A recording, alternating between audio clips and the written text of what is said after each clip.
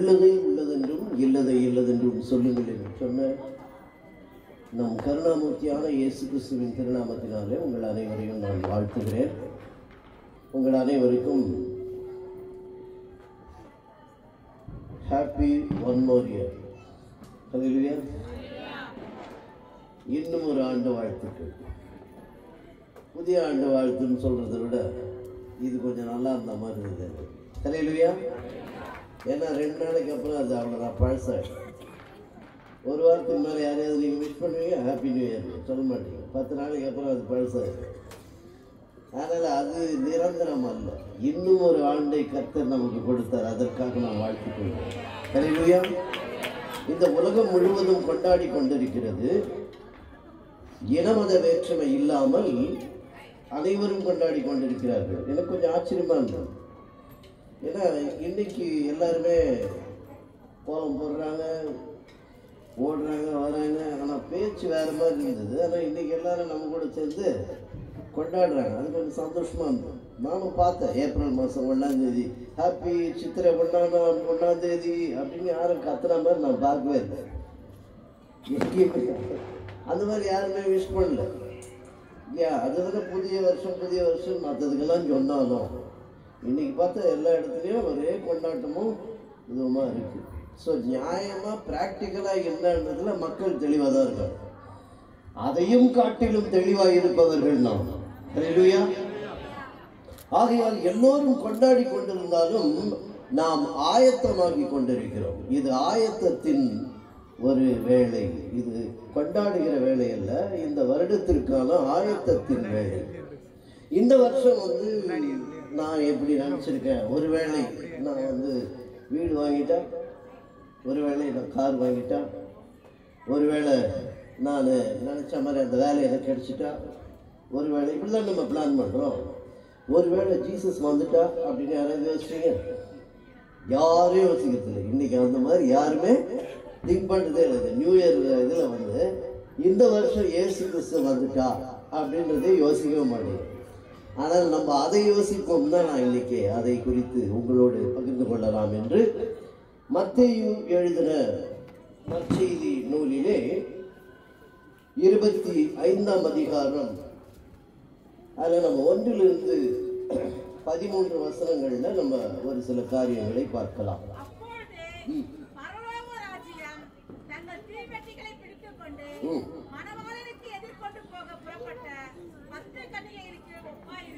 அதான் பாருங்க, பரலோக ராஜ்யம் தங்கள் தீவட்டிகளை பிடித்துக் கொண்டு மணவாளனுக்கு எதிர்கொண்ட போக புறப்பட்ட 10 கன்னிகைகளுக்கு ஒப்பாயிருக்கிறது.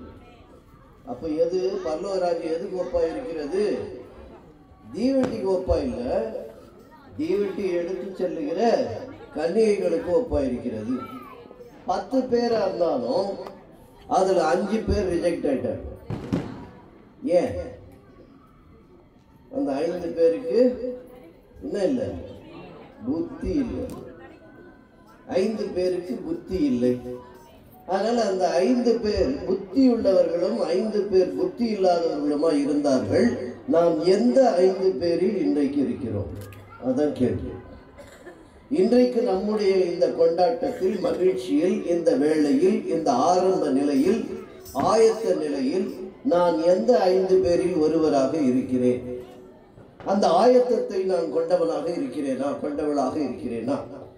புத்தி இல்லாதவர்கள் 3ஆம் வசனம் பார்த்தீங்கன்னா, தங்கள் தீவட்டிகளை எடுத்துக்கொண்டு போனார்கள், எண்ணெயையோ போகவில்லை. 4வது வசனம், புத்தி உள்ளவர்கள் தங்கள் தீவட்டிகளோடு கூட எண்ணெயையும் கொண்டு போனார்கள். தங்கள் தீவட்டியை எடுத்துக்கொண்டு போனார்கள். தங்கள் ஆளுக்கு ஒரு தீவட்டி கையில இருக்கணும். தங்கள் தீவட்டிகள் தெளிவா போட்டிருக்கிறது. தங்கள் எண்ணெய் தெளிவா போட்டிருக்கிறது.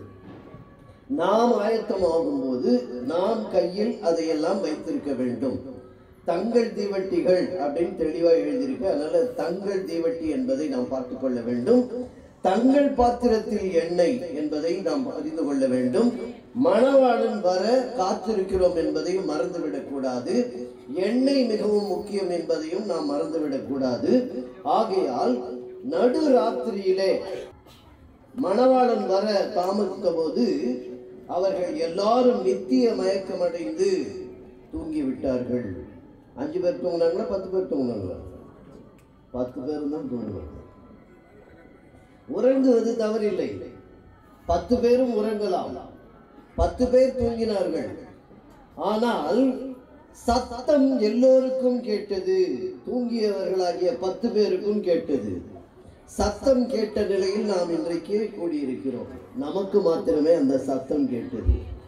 எண்ணெய் இல்லாதவர்கள் எல்லாம் பட்டாசு வெடிப்பாங்க, எண்ணெய் இல்லாதவர்கள் எல்லாம் கோலம் போடுவாங்க, எண்ணெய் இல்லாதவர்கள் எல்லாம் பைக்கில் சத்தம் போட்டு ஓடுவாங்க.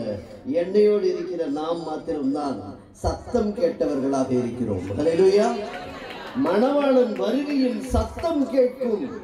அந்த சத்தம் கேட்டவருக்கு அதுதான் தெளிவா என்ன போட்டிருக்குன்னு பார்த்தீங்கன்னா, நடுராத்திரியிலே இதோ மணவாளன் வருகிறார், அவருக்கு எதிர்கொண்டு போக புறப்படுங்கள் என்கிற சத்தம் உண்டாயிற்று. எதிர்கொண்டு போகுங்கள். மணவாளன் இங்கதான் வராருன்னு தெரியும், வெயிட் பண்ணுங்கன்னு சொல்லல, எதிர்கொண்டு போங்கள். நாம் எதிர்கொண்டு போவதுதான் பரலோகம், எதிர்கொண்டு போவதுதான் நமக்கு நித்திய ஜீவன், எதிர்கொண்டு போவதுதான் நமக்கு ஆயத்தம். எதிர்கொண்டு போவதற்குத்தான் தேவை ஆயத்தம். எதிர்கொண்டு போக நமக்கு தேவை தீவட்டி, எதிர்கொண்டு போக நமக்கு தேவை எண்ணெய், எதிர்கொண்டு போக நமக்கு சத்தம் கேட்க வேண்டும், எதிர்கொண்டு போக நமக்கு புத்தி இருக்க வேண்டும். நாம் புத்திசாலிகளாக இருக்கிறோமா? புத்தி உள்ளவர்களாக இருந்தால் நமக்கு எண்ணெய் நம்முடைய பாத்திரத்தில் இருக்கும். புத்தி இல்லை என்றால் சத்தம் கேட்கும், ஆனால் எண்ணெய் கொண்டு போகும் புத்தி இருக்காது. சத்தம் கேட்பது மாத்திரம் பெரிதல்ல, சத்தம் கேட்பது மாத்திரம் பெரிதல்ல, ஆயத்தம் மிக மிக முக்கியமாக இருக்கிறது. அப்ப அந்த நேரத்துல தான் என்ன பண்ணிட்டாங்க, அந்த கன்னிகைகள் எல்லாரும் எழுந்திருந்து தங்கள் தீவட்டிகளை ஆயத்தம் பண்ணினார்கள். எல்லாரும் தூங்கினாங்க, எல்லாரும் வெயிட் பண்ணாங்க, எல்லாரும் ஆயத்தமானாங்க. எல்லாரும் ஆயத்தமாகும் போது புத்தி இல்லாதவர்கள் புத்தி உள்ளவர்களை நோக்கி, 8வது வசனம், உங்கள் எண்ணெயில் எங்களுக்கு கொஞ்சம் கொடுங்கள், எங்கள் தீவட்டிகள் அணைந்து போகிறது, எங்கள் தீவட்டிகள் அணைந்து போகிறது. அந்த நேரத்தில் போய் கேட்கிறது, லாஸ்ட் மினிட்ல போய் கேட்கிறது.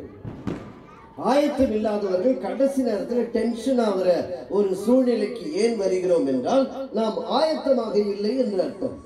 ஆயத்தமாக இல்லாததினால் அணைந்து போகிறதே என்கின்ற புலம்பல், அணைந்து போகிறதே, மணவாளனை எதிர்கொண்டு போக முடியாதே, நேரத்திற்கு செல்ல முடியாதே, காண முடியாதே, கதவடைக்கப்படுமே என்கின்ற கவலை எப்பொழுது வந்தது என்றால், எண்ணெய் இல்லை.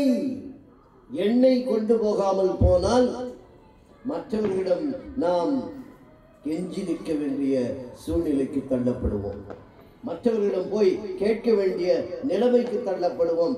அப்பொழுது அவர்களுடைய பதில், புத்தியுள்ளவர்களுடைய பதில் என்னவாக இருந்தது என்பதை 9ஆம் வசனத்திலே நாம் பார்க்கலாம். எங்களுக்கும் உங்களுக்கும் போதாமல் இராதபடி, எங்களுக்கும் உங்களுக்கும் போதாமல் இராதபடி. பாத்தீங்களா, அவங்க என்ன சொன்னாங்க, கொடுத்துருவாங்க, கொடுத்துட்டா என்ன ஆகும், ஆயத்தமா வந்த எங்களுக்கும் போதாம போயிடும், உங்களுக்கும் போதாம போயிடும். அதனால விற்கிறவர்களிடத்தில் போய் உங்களுக்காக வாங்கிக் கொள்ளுங்கள். அங்கதான் தெளிகிறது. புத்திசாலிகள் என்பவர் எப்படி இருக்க வேண்டும்? அங்க அவங்களை யாரும் தூஷிக்கவில்லை, அவர்களை குறை சொல்லவில்லை. ஆனால் எங்களால் ஒன்றும் செய்ய முடியாது என்ற நிலைமைக்கு அவர்கள் இருந்தார்கள். நாங்க ஒண்ணுமே பண்ண முடியாது, we are helpless. இந்த நேரத்தில் எங்கள்கிட்ட கேட்டீங்கன்னா நாங்க கொடுக்க முடியாது. ஏனென்றால் ஆயத்தமாக வந்த எங்களுக்கும் அது குறைபாடாக முடிந்துவிடும். இந்த சப்பரம் தூக்கிட்டு வரவங்க பார்த்துருக்கீங்களா? என்ன சப்பரம்? அப்ப பின்னால ஒருத்தன் வருவான், பேர் என்ன, தீவட்டி தடியான்னு வருவாங்க. என்ன பேரு? தீவட்டி தடி. ஏன்னா அந்த தீவட்டியை தூக்கிட்டு முன்னால வருவான். அவனை வச்சுதான் மற்றவர்கள் புத்தி இல்லாதவர்களை திட்டுவாங்க. சரியான தீவட்டி தடியனா இருப்பான் அப்படின்னு சொல்லுவாங்க. இங்க அந்த 5 கன்னிகைகள், புத்தி இல்லாத கன்னிகைகள் பாருங்க, அது எனக்கு ஞாபகத்திற்கு வருகிறது. புத்தி உள்ளவர்கள் எண்ணெயோடு வந்தார்கள், புத்தி இல்லாதவர்கள் எண்ணெய் கொண்டு வராமல் வந்து விட்டார்கள். ஆகையால் அவர்கள் இவர்களிடத்திலே கேட்கும் போது, நீங்கள் விற்கிறவரிடத்தில் போங்கள், இப்போ உங்களுக்கு சான்ஸ் இருக்கு, போய் ட்ரை பண்ணுங்க என்று அவர்கள் ஊக்கம் படுத்தினார்கள். அப்படியே அவர்கள் வாங்க போன போது மணவாளன் வந்து விட்டார். அப்படியே அவர்கள் வாங்க போகும்போது மணவாளன் வந்து விட்டார். இப்போ அந்த சிச்சுவேஷன்ல தான் நம்ம இருப்போம். வெறும் நம்ம இந்த புதிய ஆண்டு புதிய ஆண்டு புதிய ஆண்டு என்று இதற்காக எதையெல்லாம் நீங்கள் வாங்க போய் கொண்டிருப்பீர்களோ தெரியாது. மணவாளன் வந்து விட்டால் வேக வேகமா போத்தி விட்டு வெளியே வர மாதிரி ஆயிடும். மணவாளன் வந்து விட்டால் டிஸ்கவுண்ட் சேல் போட்ட இடத்துல இருந்து ஓடி வர வேண்டியதா இருக்கும். 1ஆம் தேதிக்கு ஓட முடிஞ்சிருந்தான், இன்னைக்கு தான் 50% டிஸ்கவுண்ட்னு ஓடி இருந்தீங்கன்னா அந்த நேரத்தில் மணவாளன் வந்து விட்டால் நாம் திரும்பி வந்துவிட வேண்டிய சூழ்நிலைக்கு தள்ளப்படுவோம். ஏன்னா இன்னைக்கு எல்லாமே சலுகை சலுகை சலுகை. கர்த்தர் சலுகை கொடுக்காத விஷயம் ஆயத்தம். எல்லாத்துக்கும் சலுகை உண்டு. கர்த்தர் உனக்கு ரட்சிப்பை சலுகையாய் கொடுத்தார், மீட்பை சலுகையாய் கொடுத்தார், மன்னிப்பை சலுகையாக கொடுத்தார், மகிழ்ச்சியை சலுகையாக கொடுத்தார், சமாதானத்தை சலுகையாக கொடுத்தார். ஆனால் ஆயத்தம் என்பது நாம் செய்ய வேண்டும். புத்தியை நமக்கு கொடுத்திருக்கிறார். புத்திசாலிகளாக நாம் இருக்க வேண்டும். அதுதான் முக்கியம்.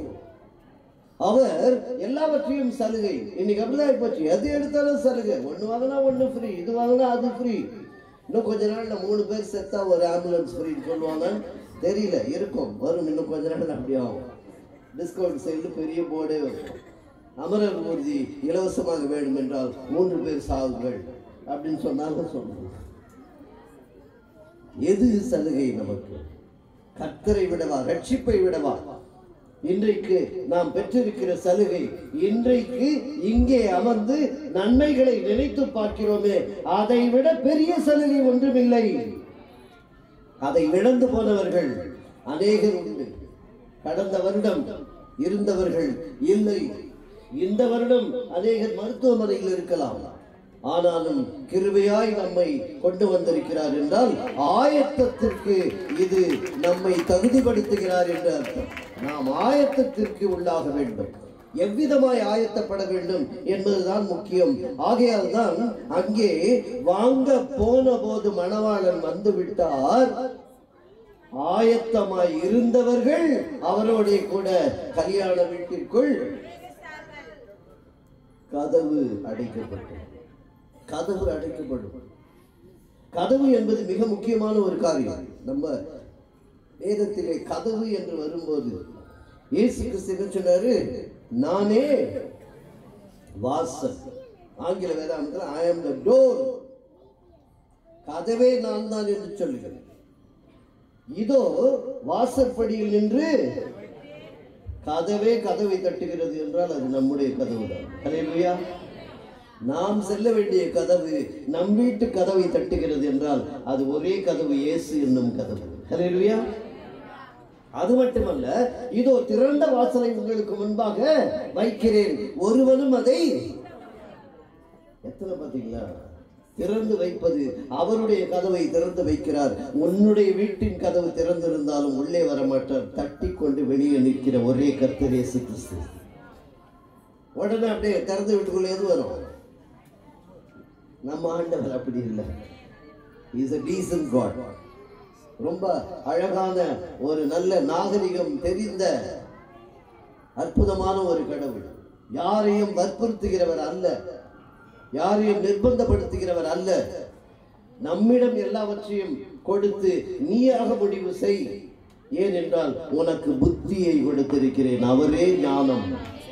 அவரே ஞானம் என்பதனால் அந்த ஞானத்தை பெற்றுக்கொண்டால் ஆயத்தமாய் இருப்பாய். ஞானத்தை இழந்து விட்டால் ஆயத்தம் இருக்காது. ஆயத்தத்தை நாம் செய்யாவிட்டால் கதவு அடைக்கப்படும்.